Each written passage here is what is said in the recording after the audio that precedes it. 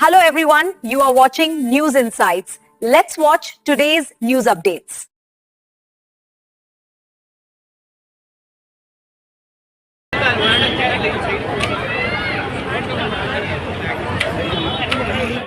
ಬಸವಣ್ಣನವರು 93ನೇ ಜಯಂತಿ ಭಾಳ ಅದ್ದೂರಿಯಾಗಿ ಬಸವ ಜಯಂತಿ ಆಚರಣೆ ಮಾಡಿದ್ದಾರೆ. ಏನೇನು ಓಂ ಶ್ರೀ ಗುರು ಬಸವಲಿಂಗಾಯ ನಮಃ.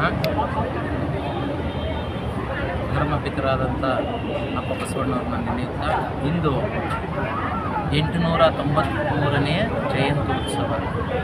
ಗುರು ಬಸವಣ್ಣನವರು ಈ ವೇಳೆಗೆ ಬಂದು 893 ವರ್ಷಗಳಾಗಿವೆ. ಇಂದು ರಾಜಾಜಿನಗರದ ಬಸವ ಮಂಟಪದಲ್ಲಿ ಪೂಜ್ಯ ಮಾತೆ ಮಹಾದೇವಿ ತಾಯಿಯವರ ಲಿಂಗಾನಂದಪ್ಪಾಜಿಯವರ ಆಶ್ರಮದಲ್ಲಿ ಸುಮಾರು 45 ವರ್ಷಗಳಿಂದ ಗುರು ಬಸವ ಜಯಂತಿಯನ್ನು ಇದೇ ಸ್ಥಳದಲ್ಲಿ ನಡೆಸ್ಕೊಂಡು ಬರ್ತಾ ಇದ್ದೀವಿ. ಹಾಗಾಗಿ ಅಂತಹ ಗುರು ಬಸವ ಜಯಂತಿಯ ಪ್ರಯುಕ್ತ ಸುಮಾರು 3 ದಿನಗಳಿಂದ ಬೇರೆ ಬೇರೆ ಜಾಗಗಳಲ್ಲಿ ಬೇರೆ ಬೇರೆ ಮನೆಗಳಲ್ಲಿ ಇಷ್ಟಲಿಂಗ ಪೂಜೆಯ ಒಂದು ಅಭಿಯಾನವನ್ನು ಶುರು ಮಾಡಿದ್ದೀವಿ. ಅದನ್ನು ಮತ್ತೆ ಮುಂದುವರಿಸ್ಕೊಂಡು ಹೋಗ್ತೀವಿ. ಅದರ ಪ್ರಯುಕ್ತ 3 ದಿನಗಳ ಕಾಲ ಬಸವ ಮಂಟಪದಲ್ಲಿ ಕಾರ್ಯಕ್ರಮಗಳು ನಡೆದವು.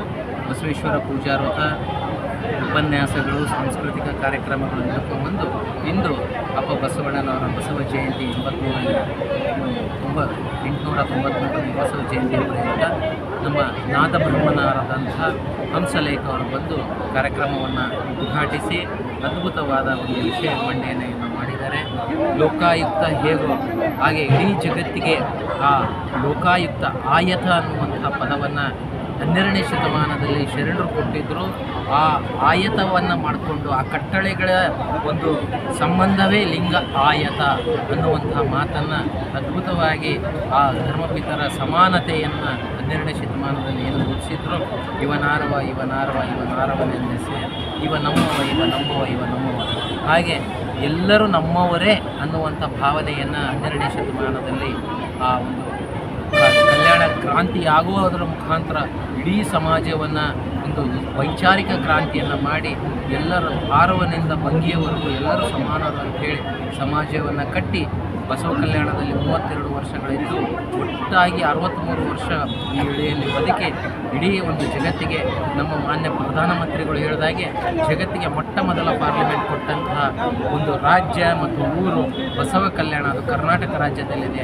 ಆ ಪ್ರಜಾಪ್ರಭುತ್ವದ ಮಹತ್ವವನ್ನು ತಿಳಿಸಿಕೊಟ್ಟದ್ದಷ್ಟೇ ಅಲ್ಲ, ಅಳವಡಿಸಿ ಸಮಾನತೆಯ ಹರಿಕಾರರಾಗಿ ಮೆರೆದಂಥವರು ನಮ್ಮ ಧರ್ಮಪಿತ ಬಸವಣ್ಣವರು ಅಂತೇಳಿ ಎಲ್ಲರೂ ಕೂಡ ಹೇಳಿದಾಗೆ ಪ್ರಧಾನಮಂತ್ರಿಯವರು ಕೂಡ ಇತ್ತೀಚೆಗೆ ತಮ್ಮ ಭಾಷಣದಲ್ಲಿ ಹೇಳಿರೋದನ್ನು ತಾವೆಲ್ಲರೂ ಗಮನಿಸಬಹುದು. ಅಂಥ ಸಮಾನತೆಯ ಹರಿಕಾರರಾದಂಥ ಪರಮಪೂಜ್ಯ ಅಪ್ಪ ಬಸವಣ್ಣನವರ ಜಯಂತ್ಯೋತ್ಸವವನ್ನು ಸಡಗರ ಸಂಭ್ರಮದಿಂದ ಇಂದು ವಚನ ಗಾಯನ, ಬಸವೇಶ್ವರ ಪೂಜಾರಥ ಹಾಗೂ ಉಪನ್ಯಾಸಗಳ ಮುಖಾಂತರ ಮತ್ತು ಸಾಮೂಹಿಕ ಇಷ್ಟಲಿಂಗ ಪೂಜೆ ಮಾಡೋದರ ಮುಖಾಂತರ ಅತ್ಯಂತ ಸಡಗರ ಸಂಭ್ರಮದಿಂದ ಈ ಆಚರಣೆಯನ್ನು ಮಾಡಿದ್ದೇವೆ. ಪರಮಪೂಜ್ಯ ಬಸವಯೋಗಿ ಮಹಾಸ್ವಾಮೀಜಿಗಳ ಸಾನ್ನಿಧ್ಯದಲ್ಲಿ ಪರಮಪೂಜ್ಯ ಗಂಗಾ ಮಾತಾಜಿಯವರ ಆಶೀರ್ವಾದದೊಂದಿಗೆ ಎಲ್ಲವೂ ಸಾಂಗವಾಗಿ ನಡೆದು ಈಗ ಒಂದು ದಾಸೋಹ ಪದ್ಧತಿಯನ್ನು ಗುರು ಬಸವಣ್ಣವರ 12ನೇ ಶತಮಾನದಲ್ಲಿ ತಂದಿದ್ದರು. ನಿಮಗೆಲ್ಲರಿಗೂ ಗೊತ್ತಿರಬಹುದು, ತುಮಕೂರಿನ ಶ್ರೀಗಳು ನಡೆದಾಡುವ ದೇವರು, ಅವರು ಕೂಡ ದಾಸೋಹಕ್ಕೆ ಪ್ರಾಮುಖ್ಯತೆಯನ್ನು ಕೊಟ್ಟಿದ್ದರು. ಈ ಕಾರ್ಯಕ್ರಮ ದಾಸೋಹದೊಂದಿಗೆ ಪರಿಪೂರ್ಣಗೊಂಡು ಎಲ್ಲರೂ ಹರ್ಷಭರಿತರಾಗಿ ತಮ್ಮ ತನುಮನ ಧನಗಳ ಸಹಾಯದಿಂದ ಈ ಒಂದು ಬಸವ ಜಯಂತಿಯನ್ನು ಸಾರ್ಥಕವಾಗಿ ಆಚರಣೆ ಮಾಡಿದ್ದಾರೆ ಅಂತ ಹೇಳೋದಕ್ಕೆ ನನಗೆ ರಾಷ್ಟ್ರೀಯ ಬಸವದಳದ ಕೇಂದ್ರ ಸಮಿತಿಯ ಪ್ರಧಾನ ಕಾರ್ಯದರ್ಶಿಗಳಾಗಿ ನನ್ನ ಹೆಸರು ಚಂದ್ರಮೌಳಿ. ಆ ಒಂದು ಖುಷಿಯನ್ನು, ಆನಂದವನ್ನು ಜನಗಳೊಂದಿಗೆ ಹಂಚಿಕೊಳ್ಳೋದಕ್ಕೆ ಖುಷಿಯಾಯಿತು. ಮತ್ತು ಭಾಳ ಇಂಪಾರ್ಟೆಂಟಾಗಿ ಒಂದು ಮಾತು, ನಾವು ವಿಶ್ವಶಾಂತಿಗಾಗಿ ಸಾಮೂಹಿಕ ಇಷ್ಟಲಿಂಗ ಪೂಜೆ ಮಾಡಿದ್ವಿ. ಅದು ಮಾಡಿದ ನೆಕ್ಸ್ಟ್ ಡೇನೇ ಅಲ್ಲಿ ಏನು ಯುದ್ಧ ನಡೀತಾ ಇತ್ತು ಅದಕ್ಕೆ ಒಂದು ಫುಲ್ ಸ್ಟಾಪನ್ನು ಎಲ್ಲಿ ಮಾಡಿದ್ದು ಇದೇ ಬಸವ ಮಂಟಪದಲ್ಲಿ ಮತ್ತು ಇಡೀ ರಾಜ್ಯದಲ್ಲಿ ಎಲ್ಲ ರಾಷ್ಟ್ರೀಯ ಬಸವದಳದವರು ವಿಶ್ವಶಾಂತಿಗಾಗಿ ಪೂಜ್ಯ ಗಂಗಾ ಮಾತಾಜಿಯವರು ಬಸವ ಜಯಂತಿಯ ಪ್ರಯುಕ್ತ ಎಲ್ಲರೂ ವಿಶ್ವಶಾಂತಿಗಾಗಿ ಇಷ್ಟಲಿಂಗ ಪೂಜೆ ಮಾಡಿರಿ ಅಂತ ಹೇಳಿದರು. ಅದನ್ನು ಮಾಡಿದ ರಿಸಲ್ಟ್ 2-3 ದಿನದಲ್ಲೇ ಅಲ್ಲಿ ಒಂದು ಕದನ ವಿರಾಮ ಬಂತು.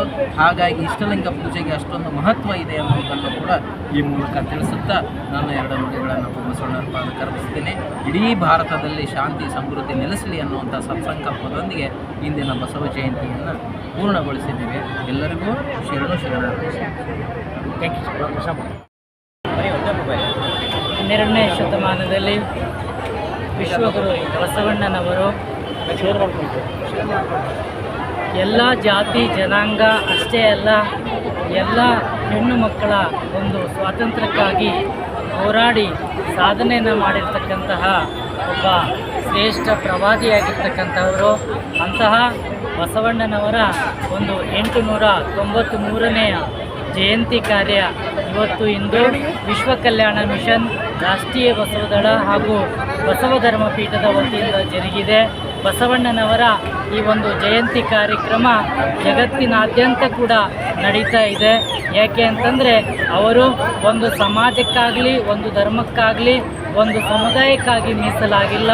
ಅದು ಮಾನವ ಕುಲಕ್ಕೆ ಅಲ್ಲ, ಇಡೀ ವಿಶ್ವದ ಸಕಲ ಜೀವರಾಶಿಗಳಿಗೂ ಕೂಡ ಬಸವಣ್ಣನವರು ಬೇಕಾಗಿರ್ತಕ್ಕಂತಹ ವ್ಯಕ್ತಿ.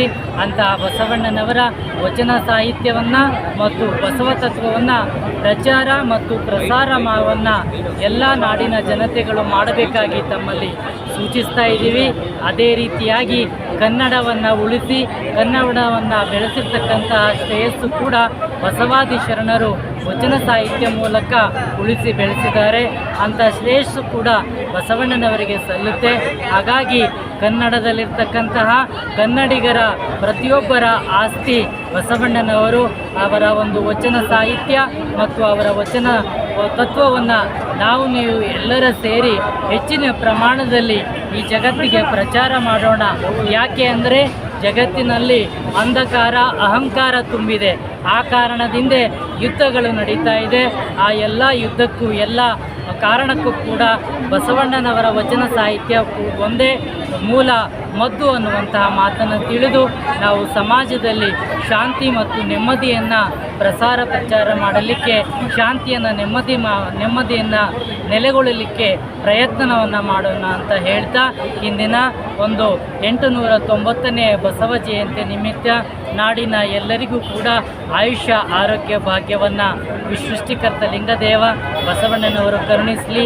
ಅಷ್ಟೇ ಅಲ್ಲ, ರೈತರ ಮುಖದಲ್ಲಿ ಒಂದು ಹೊಸತನವನ್ನು ಬರಲಿ ಅನ್ನುವಂತಹ ಒಂದು ಸಂಕಲ್ಪದೊಡನೆ ಬಸವ ಜಯಂತಿಯ ಎಲ್ಲರಿಗೂ ಕೂಡ ಶುಭಾಶಯಗಳು. ಶರಣು ಶರಣ.